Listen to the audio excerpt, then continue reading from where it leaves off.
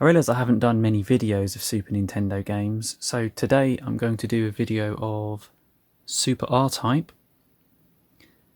And this is one of many games that I've bought quite a few years ago now, I think, and I haven't really played. I think that is something that happens when you do buy games, collect games. You'll almost inevitably end up buying more than you have time to play, or just lose interest for a little bit. But today I am going to play Super R-Type. This one here is a European Super Nintendo, and this one is an American Super Nintendo. And there are a fair few games that were only released in America, so I bought this one in order to play them. For some reason, Japanese games work on American Super Nintendos as well. This one's a bit battered, but I think the previous owner cut out some little, you see there, there's a little bit of plastic that's sort of been cut out there, a bit crudely. So now I can buy pretty much any Super Nintendo game I want, and I'll be able to play it as well. Alright, Super R-Type.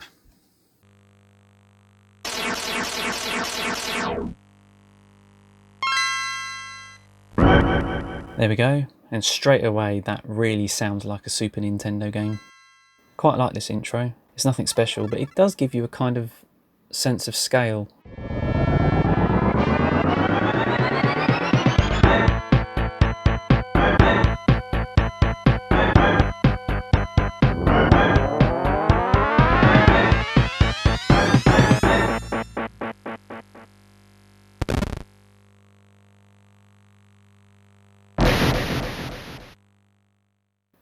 Level 1. This is definitely familiar for people that have played R-Type before. This game, I think, is based quite heavily on R-Type 2, but it's also remixed. So there's a couple of levels straight from R-Type 2, and I think this first level is an original level.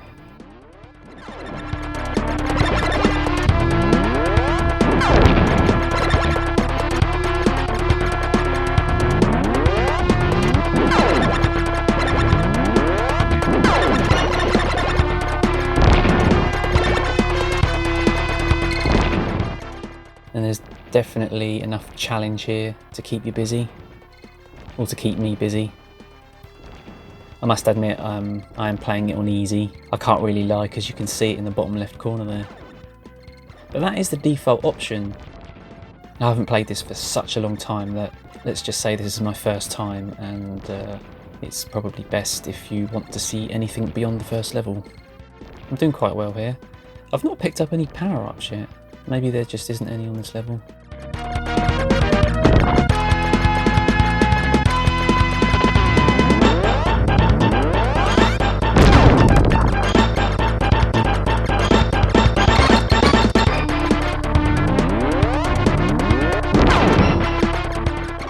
Something that I actually completely forgot about is that there's a second level to the charge up shot, and I should have showed that off, because this game is quite notorious for being one of those early Super Nintendo games that really suffers from slowdown, and it's usually that second level charge shot that does it, that causes the slowdown. Right, so we're on to the first level boss already. It's a pretty short level.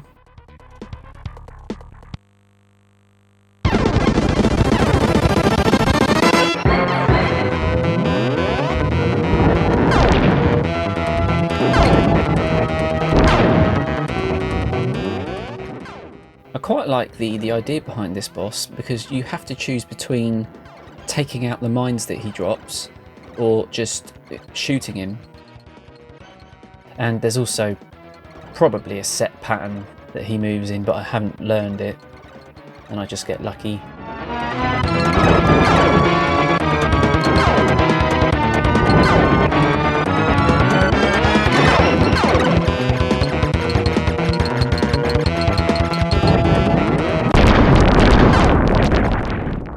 Right, so that's the end of level 1.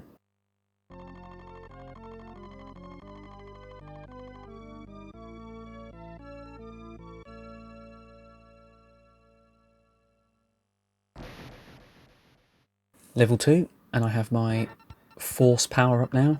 I think it's called the Force. Alright, well you do start to get power-ups pretty quickly here. And actually you get some pretty serious firepower pretty quickly in this level.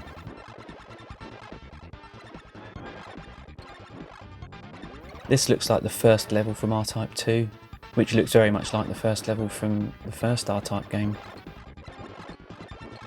This is a fairly early Super Nintendo game.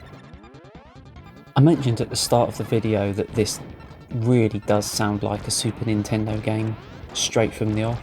It's funny really, because Super Nintendo music is just playing back samples. It's not the first console computer to do such a thing. The Commodore Amiga was quite popular in Europe and in the UK, and that's a machine that also had a sound chip that just played back samples. But the Super Nintendo is different because it also has lots of different filtering and effects that you can add to it. But it seems to kind of lose a bit of punch after all of that extra filtering on top of it. But, I mean, saying that, I really like the music and the sound effects in this game.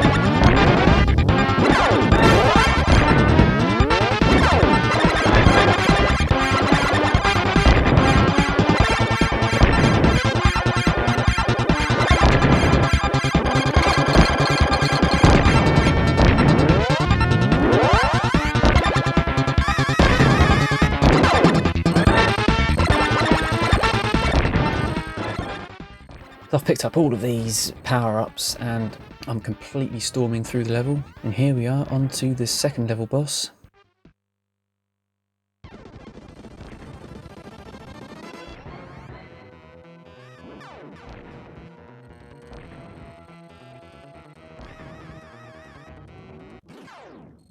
And I just crashed into a wall.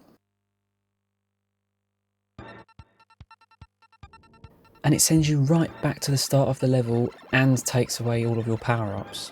Now that is really harsh. So we have to start again here. I guess that means there are no checkpoints at all. But I think that was pretty standard for R-Type games.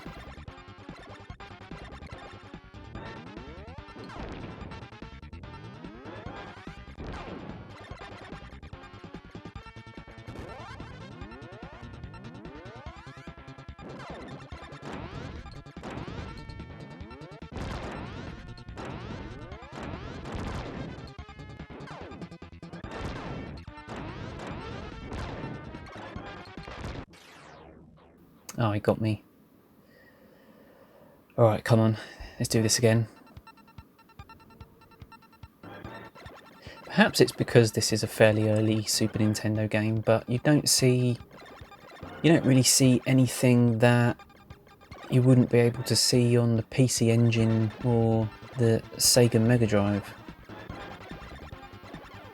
I think the biggest advantage that the Super Nintendo has is just that it has so many colours, but because I guess this is based on a game that already exists, mostly, this is the sort of game it could do in its sleep, really. Even though it does slow down a little bit. It's not that bad. I don't think I've seen it slow down too much so far. The game's not afraid to throw around loads and loads of big objects. Right, the second level boss again.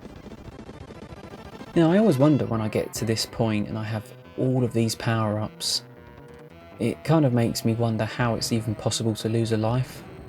This is quite like the first level boss on R-Type 1, There's a pretty similar way to defeat it. You just really have to get a good shot on that little bulb when it opens up.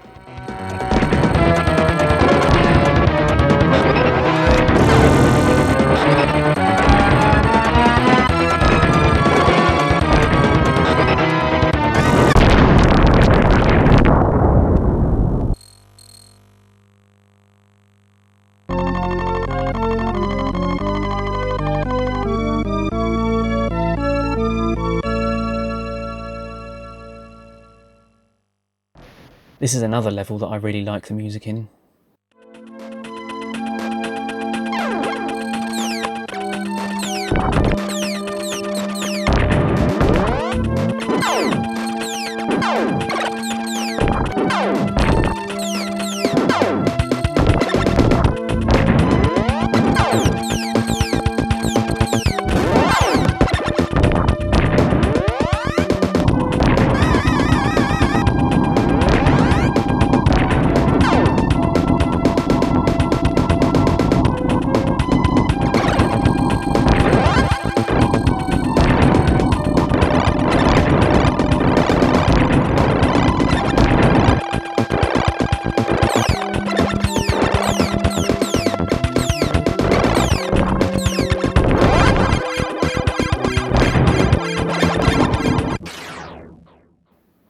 Oh, did I just die then?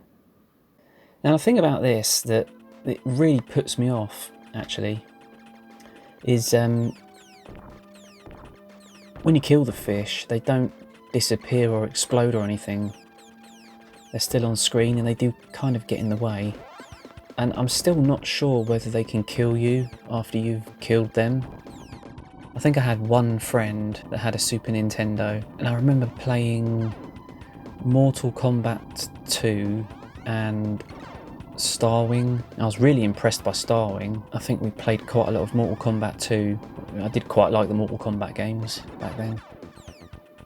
But I didn't really experience many games for it until we finally got a PC at home. And one of the first things I did when I got internet access is I discovered emulators, and I just downloaded all of the emulators and all of the games that I could, and I played loads and loads of Super Nintendo games then, and I kind of played so many of them that I didn't really spend any time on any particular game. But now I own 2 Super Nintendos.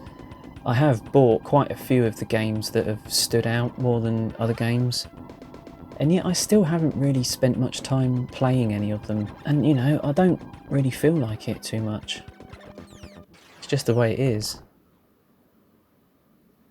But there's some that I definitely do want to play.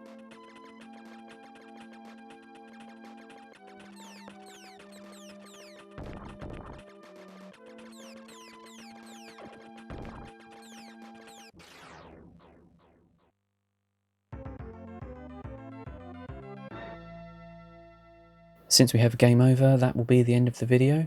There it is. Thank you for watching.